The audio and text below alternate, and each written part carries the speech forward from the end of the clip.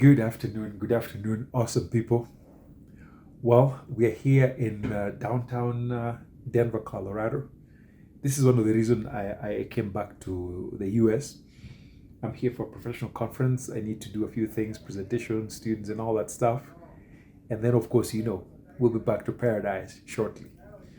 So, one of the things I almost forgot by living in the village is just how much Americans will shake you down. They will take every single nickel and dime out of you. In the village, none of this happens. So I want to walk you through my experience just using this trip so I can show you how Americans are really good at milking every single dollar, every single coin out of you.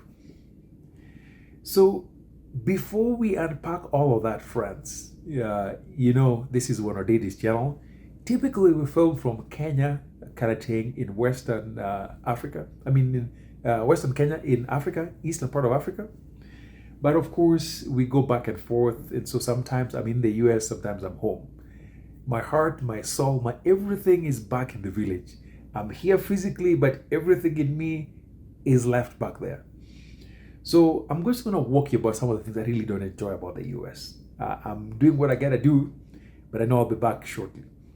So when you walk into different stores to buy stuff, or when you're getting services in the US, they always find ways to nickel and dime you in every way possible. And it's the number one reason why I avoid flying on American air or European carriers, if I can help it. But flying domestically, there's almost no way around it because it's mostly American carriers. So my flight from Los Angeles to Denver was about two and a half hours. And I flew on Frontier Airlines, one of the maybe budget-friendly airlines. Not too expensive. I spent about $189 for the ticket.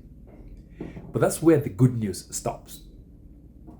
Before we unpack all of that, make sure you subscribe, friends. We talk about everything that affects people who love Africa and want to go back. And so if you're not subscribed, do so. And I also help folks with building, with construction and buying property in Africa, particularly Kenya. If you need help, my number is right here. Reach out, I'm happy to help. So anyway, folks, by the way, Denver, Colorado is really beautiful. I don't know how much I can show you, but for tonight, I'm in my hotel room, so I don't think you'll be able to see a whole lot from here. But yes, Denver is exceptionally beautiful. One of my favorite cities, only when it's not cold. So I'm glad I'm just swinging by briefly, and then I need to go back to LA, and then I'm off to Karating. So let me walk you through my experience so you see how they make money out of you. I bought a ticket worth about $189. In Kenya or in Africa, for the same flight, I'm sure I would have paid way more. So yes, flying within the US is extremely affordable compared to flying within Africa. But like I said, that is where the good news ends. So to start off, with this particular airline, if you choose to go board and check in at the counter, they will charge you. I know people will find this really strange. You can imagine going to get a boarding pass or checking in at the counter, they will charge you. So what they tell you is that alternatively, if you don't want to pay, I think it's like $25 or maybe more, just to check in. If you don't want to do that, then they will require you to download the app, which I don't like. And then once you go through the app, that's where the shakedown begins. So I'm going to post some of these things that I ran into while checking in. So the first thing I noticed is that every single thing you carry is going to cost you money except for the personal item. Even just a simple carry-on that is going to be on my back, I was going to pay $140 for just a carry-on, just a little carry-on.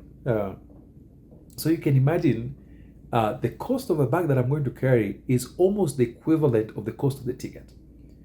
But who am I? So I went through my house. I could not find any small bag. I went to my wife's closet and found a bag that I think is small because I'm only here for like 3 days. So all I need is maybe 2 shirts, 1 pair of pants, socks, angola, maybe 2 angolas. What else do I need? Maybe toothbrush and of course my computer. All that can fit in a very small bag. So here's what I took from my wife's. Let me show you. See if I can. Yeah. So this is the bag. I just went to my wife's closet and picked up. It's kind of pink, and obviously it's very feminine, but it's small. Yes. So that very feminine looking pink bag saved me $150. I was like, I don't care. The nice thing though, I'm flying out of Los Angeles, coming into Denver. A man walking around with a pink bag that is feminine, nobody cares. And the nice thing too around here, as a man, if you're walking to Iwotoki Gedori, nobody really cares. It doesn't really mean much. For me, I was focused on saving money because you all know me, I'm cheap. So there's no way I'm spending $150 for just a small bag. And I'm only going to be here for 3 days. So that's what I did to save myself money. So as I went through the check-in, and I'm going to show you some of these things that popped up on the app. They're like, oh, do you want a bundle for this? They're like, we can include a checked-in bag. You can board first. Or you can select your seats for like $124. It's like, why am I doing that? And then the next thing I know, I check is that the carry-on bag, again, like I said, 2 ways was going to cost me $140 if I did that. And then the next thing I see too, the personal item is about the size of a small purse for women. And so that's what I did. Got a small purse. That's what I'm using for the time I'm here. And then once you go through all that and just skip. And by the way, the button for paying is much bigger than the button for not paying. So it's very easy to accidentally click on what's going to cost you money. So then they start advertising stuff. There's this vacation, 50,000 watt, miles, you're paying for stuff. I'm like, no, I just want to check in and fly. That's it. More stuff. Oh, then they ask, do you want extra leg room? Do you want an empty seat next to you? Or do you want to get off first, extra whatnot? And each and every one of those things is money. And then I see, let's see, what else do they pop up with? Oh, so when I was done with airline thing, by the way, if I picked any of those things that they asked me to pay for, I would have ended up paying an extra $300 to $400 on top of the ticket. Of course, I'm not going to do that. Skip, check in. And then I go to check in for the hotel. And the hotel is not anything extravagant. I'm going to show you around so you see what it is. Same thing with the hotel. Do you want to add this? Do you want to add this? Do you want to add that? And then there's this list here. Let me see if I can post it right now for you guys to see shortly. But essentially, I see, okay, if you do early check-in, $30. Late checkout, $30. If you want a higher floor request, I mean, who cares if I'm up there? It's like $25.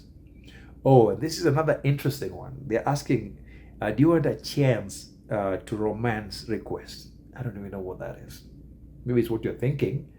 But yeah, I was like, what if I check it in? Would they bring some form of grown entertainment? I don't know.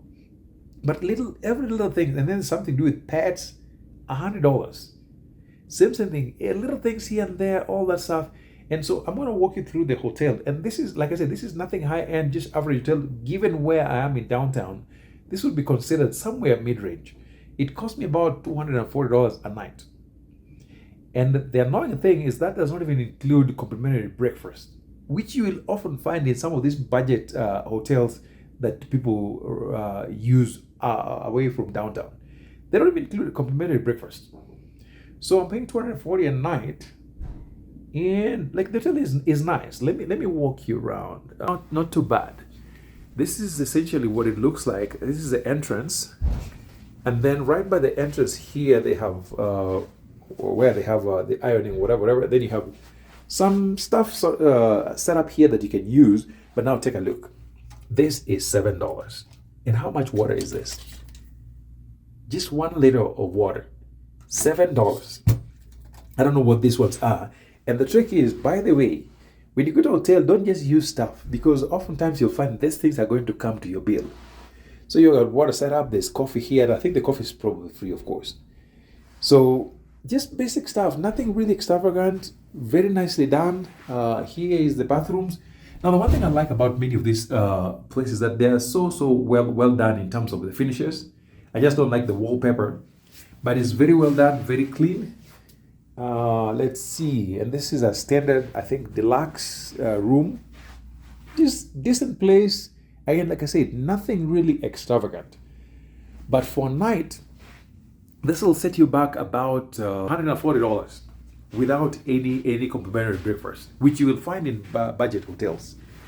So, like I said, these folks will just nickel and dime you. Find every little thing. Okay, do you want to do this? Do you want to? You can add this little money here. By the time you add it all up, it's expensive.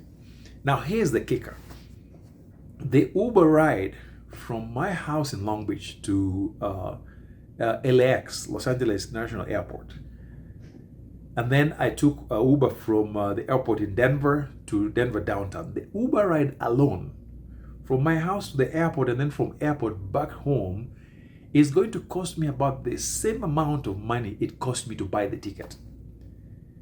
Essentially, by the time I get home on Uber alone, it's going to be another $160, $170, $180, again, depending on the time that I arrive. So you can imagine, it costs me the same amount of money to pay for Uber as it does to fly from Los Angeles to Denver. So a trip that essentially should have been roughly $200, all added up, you're looking at close to $600. And that is meals not included. And by the way, just so you know, meals within the CBD often don't cost the same as it is when you're out there. I love Chipotle. It's probably one of the few fast foods that you'll find me eating. When you buy Chipotle in downtown versus Chipotle out in the neighborhood, the prices are not going to be the same in many cases. So yes, America is expensive, and they often find little ways to make more money, whether it's airlines, whether it's hotels, anything you purchase. And the annoying thing, they don't even include tax. So you find out how much tax you're going to pay when you're out by the counter. It's one of the things that I don't enjoy about America, and I almost forgot about all that while I was still in the village. So folks, welcome to Denver. We'll be here for a few days, and then we'll be heading back home. Thank you for listening, and I'll see you in the next. Bye.